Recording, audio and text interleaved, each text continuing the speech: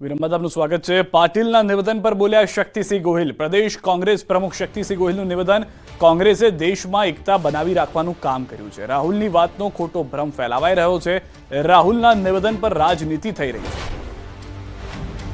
કોઈ કન્ટેસ્ટ વગર જે વાત ન થઈ હોય એવી વાતોને વિકૃત રીતે રજૂ કરવાનો પ્રયત્ન કરે છે, પણ સમાજ ભોળો જરૂર છે, સમાજ મૂર્ખ નથી।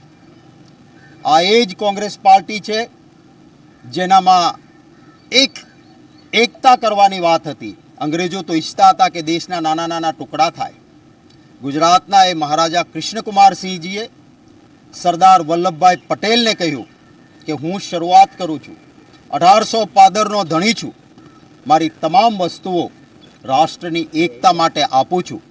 અને ત્યારે સરદાર વલ્લભભાઈ પટેલ અને કોંગ્રેસ પાર્ટીએ માત્ર શબ્દોમાં નહીં કહ્યું કે મહારાજા સાહેબ આપ મદ્રાસના ગવર્નર બનો, જેથી કોંગ્રેસ પાર્ટી આ રીતે આપને સન્માનિત કરવા ઈચ્છે છે।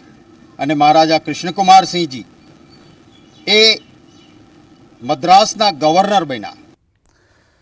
રાહુલ ગાંધીના નિવેદન પર ક્ષત્રિય સમાજના અગ્રણી અને રાજકોટ કોંગ્રેસના નેતા દલીલ આપીને રાહુલનો બચાવ કરતા નજરે પડ્યા। કોંગ્રેસ નેતા અશોક સિન્હા મતે જો રાહુલે અત્યારના સમય પ્રમાણે આ ટિપ્પણી કરી હોય તો નિંદનીય છે। હવે આપને કહું કે ત્યારે ઈ યુગ એવો હતો કે વીર ભોગ્ય તે વસુંધરા, જેની પાસે તાકાત હતી એ વધુમાં વધુ જમીનના માલિક બનતા। બીજું, રાહુલ ગાંધીએ એ સંદર્ભે કદાચ વાત કરી હોય, જો રાહુલ ગાંધી આજના સંદર્ભે વાત કરી હોય તો હું એક ક્ષત્રિય સમાજના આગેવાન તરીકે અને કોંગ્રેસના કાર્યકર તરીકે બહુ સમજણપૂર્વક કરું છું કે ટીકાને પાત્ર છે, એવું એને ન બોલવું જોઈએ।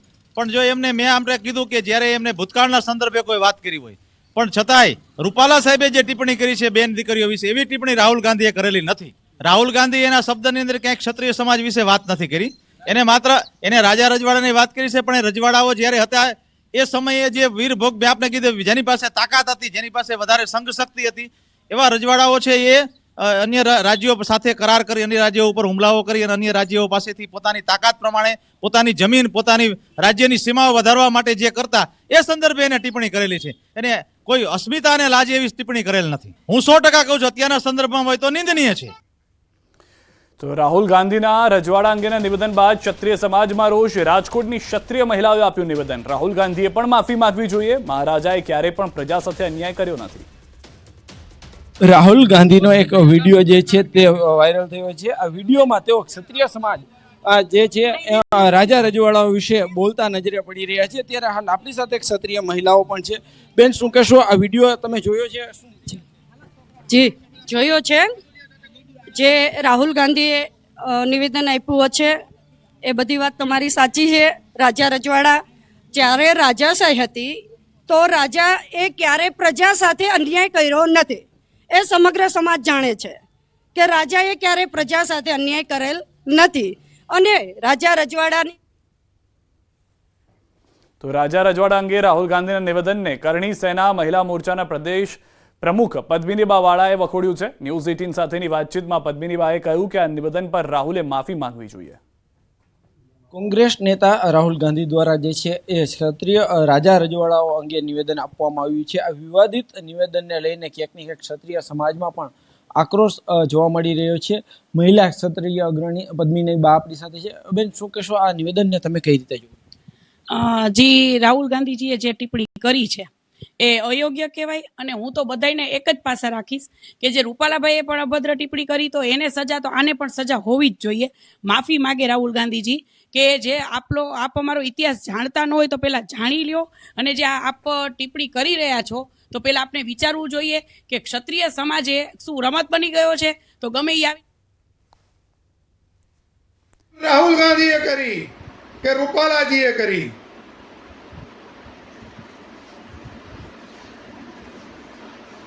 અમે તમામ ભૂલોને, તમામ ટિપ્પણીઓને અમે વખોડીએ છીએ।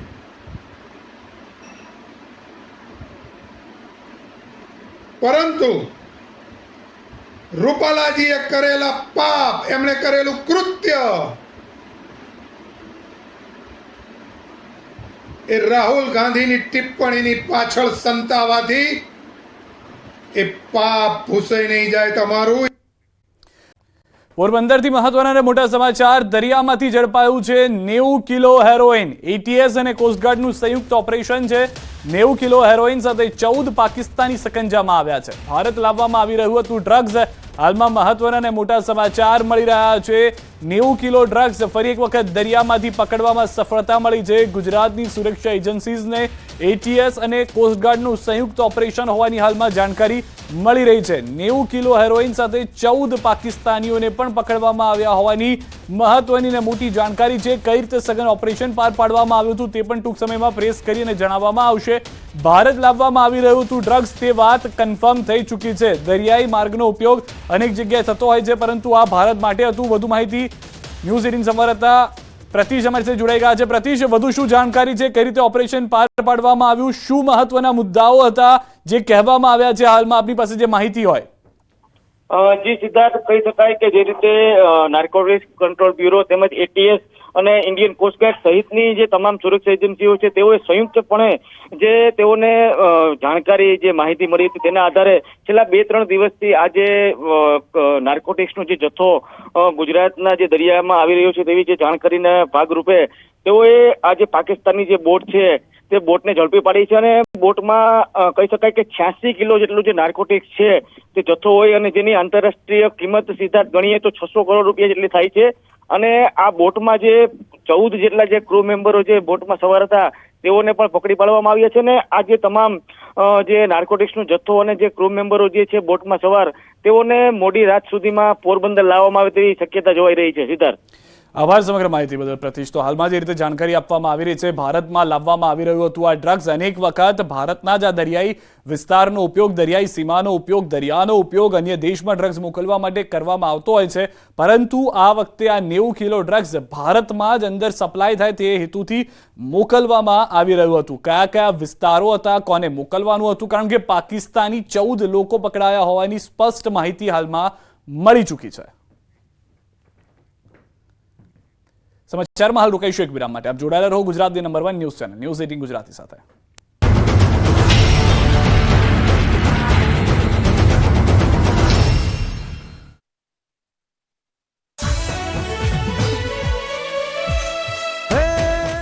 અહીં ધારો તે કામ થાય. મારા ઘરે 15 વર્ષ પછી દીકરો નાનો છે. શ્રદ્ધા કે પછી અંધશ્રદ્ધા,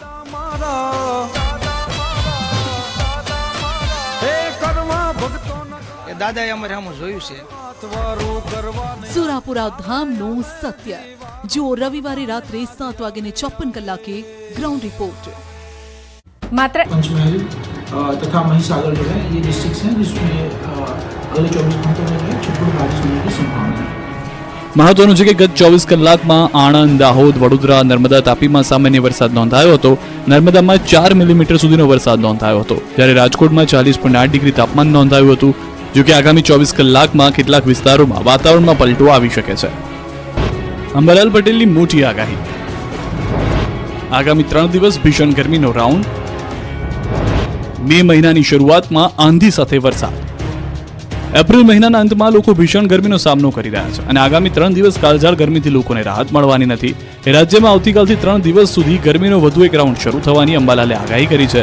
જો કે જેવી ગરમીનો રાઉન્ડ પૂરો થાય તરત જ વરસાદ માટે તૈયાર રહેવું પડશે. અંબાલાલે કહ્યું કે મે મહિનાની શરૂઆતમાં પ્રી મોન્સૂન એક્ટિવિટી શરૂ થશે. આ વખતે ભારે આંધી, ગાજવીજ સાથે વરસાદ થવાની શક્યતા છે. અંબાલાલે મે મહિનાની તારીખો સાથે આગાહી કરી છે. અંબાલાલ પટેલની આગાહી મુજબ આખા 30 આસપાસ પ્રી મોન્સૂન એક્ટિવિટી વધવાની શક્યતા છે. તારીખ 28 ને 29 ને 30 એપ્રિલમાં ગરમી વધવાની શક્યતા છે. મધ્ય ગુજરાતના ભાગોમાં મહત્તમ ઉષ્ણતા 42-43 ડિગ્રી સેલ્સિયસ જેવું થવાની શક્યતા રહે છે. ગુજરાતના ભાગો, ઉત્તર ગુજરાતના ભાગો તેમજ સૌરાષ્ટ્ર અને દક્ષિણ ગુજરાતના કેટલાક ભાગોમાં પ્રી મોન્સૂન એક્ટિવિટી થઈ શકે છે. એટલે હવે પ્રી મોન્સૂન એક્ટિવિટી આંધી વંટોળ સાથે જવાની શક્યતા રહે છે અને ગાજવીજ સાથે જવાની શક્યતા રહે છે. અંબાલાલે બનાસકાંઠા, મહેસાણા, સાબરકાંઠા, અરવલ્લી, ખેડા, પંચમહાલ, દાહોદ, મહીસાગર, વડોદરા, છોટાઉદેપુર, નર્મદા, સુરત, ડાંગ, તાપી, નવસારી, વલસાડ, દમણ, દાદરાનગર હવેલી,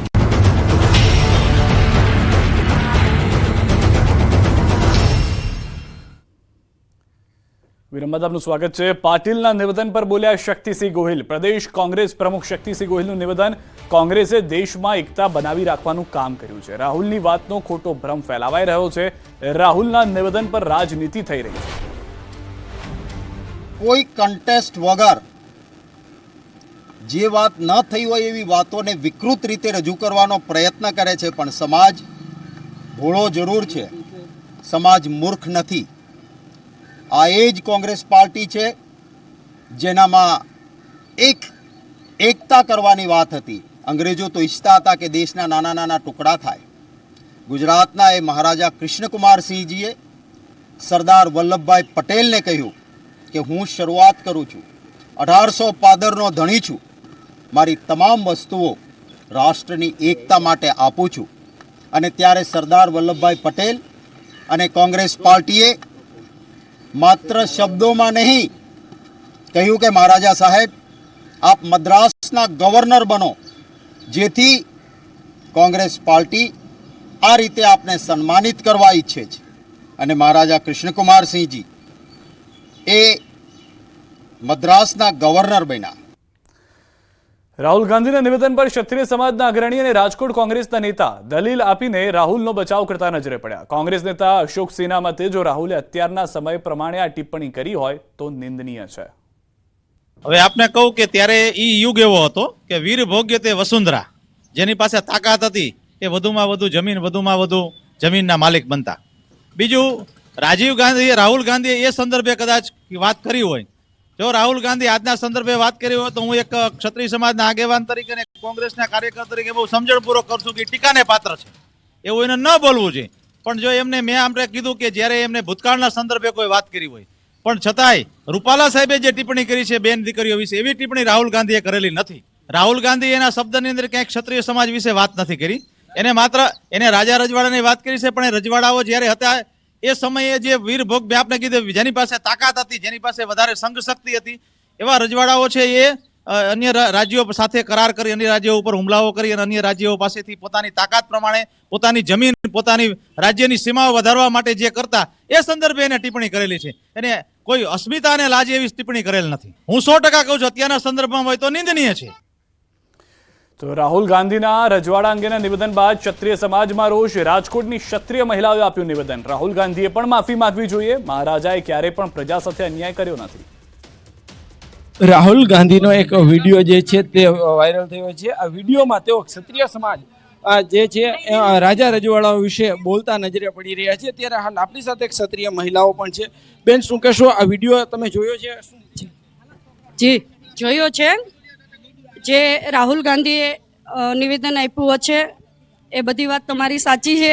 રાજા રજવાડા જ્યારે રાજાશાહી હતી તો રાજા એ ક્યારે પ્રજા સાથે અન્યાય કર્યો નથી, એ સમગ્ર સમાજ જાણે છે કે રાજાએ ક્યારે પ્રજા સાથે અન્યાય કરેલ નથી। અને રાજા રજવાડાની તો રાજા રજવાડા અંગે રાહુલ ગાંધીના નિવેદનને કરણી સેના મહિલા મોરચાના પ્રદેશ